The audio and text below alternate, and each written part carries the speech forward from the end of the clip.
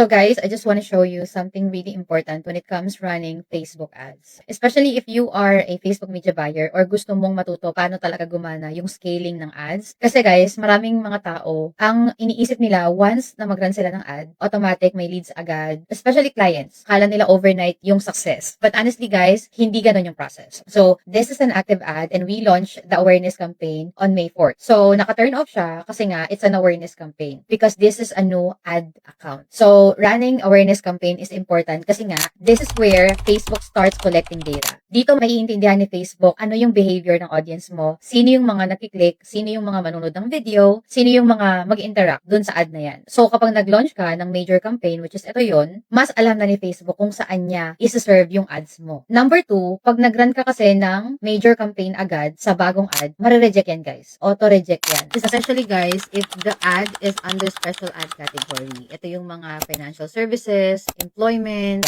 kasi nga high risk pa yung account tapos hindi pa alam ni Facebook, kumbaga hindi ka pa nagbe-build ng trust kay Facebook. So we need that. So this is just one of the ad and ang lead cost nito guys is $25.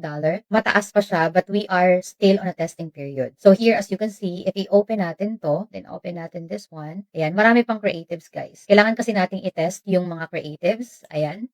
So, since kaka-launch lang nito guys, ito katulad nito, $30, tas isa lang yung na-generate. But ito, down to $15 since we launched the creative yesterday. So, ganun lang yung pag-test guys. Now, I'll show you another ad account.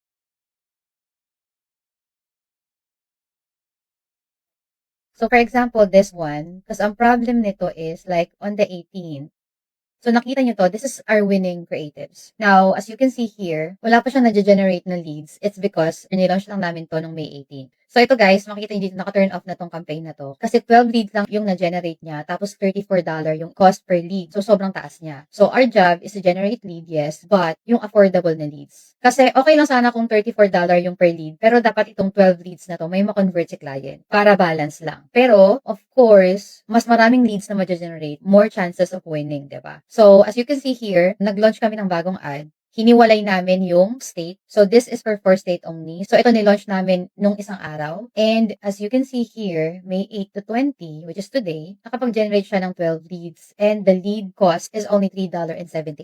So, yan yung goal natin as a media buyer. So, for me, guys, I always look for the CTR. CTR is the click-through rate. Ito yun, guys. Dapat at least nasa 2% and above siya. Kapag mababang CTR mo, usually, ibig sabihin yan, hindi interested yung audience sa hook mo, sa message mo, or sa creative mo. Now, pwede ka magpalit ng creative, pwede ka magpalit ng caption. Do it one at a time. Kasi mamaya, pinalitan mo yung caption at yung creative, pero yung caption pala yung nahuhook sila. Or pwedeng creative, hindi nag-work, tapos yung caption mag-work. Do it one at a time. So again, instead of focusing the same ad, ang ginagawa natin is we test it again. That's why I always set clients' expectation na if they have $500 budget, 30% of that budget will go to the testing. And here's another thing guys, nag-add si client ng additional states, it's okay. So naturally, tumaas yung lead cost namin because mas lumawak yung targeting. Kaya ang ginawa ko guys is nag-launch ako ng panibago. Okay, hiniwalay ko yung bagong new state. Because guys, we want to see saan talaga mas effective yung budget at saan talaga mas qualified yung leads. Kasi sometimes may mga state na mataas talaga ang cost per lead, especially sa New York guys. Kasi nga guys, at the end of the day, if the client closes even just 2 policies or even just 2 of that lead, possible na cover na agad yung bayad nila sa media buyer, sa inyo guys. Plus, may profit na sila. That's why results matter more than impression or likes. So if you're planning to become a Facebook media buyer, learn to read the numbers and offer different packages, different tier. So if you're a Go High Level specialist right now, then you should learn to run Facebook ads kasi dito nagbabayad si client. And basically, it's for monthly retainer. Mas maraming client ang mag-stick, magkukontinue ng service if they are generating more leads. So yun lang guys. Thanks for watching. Bye!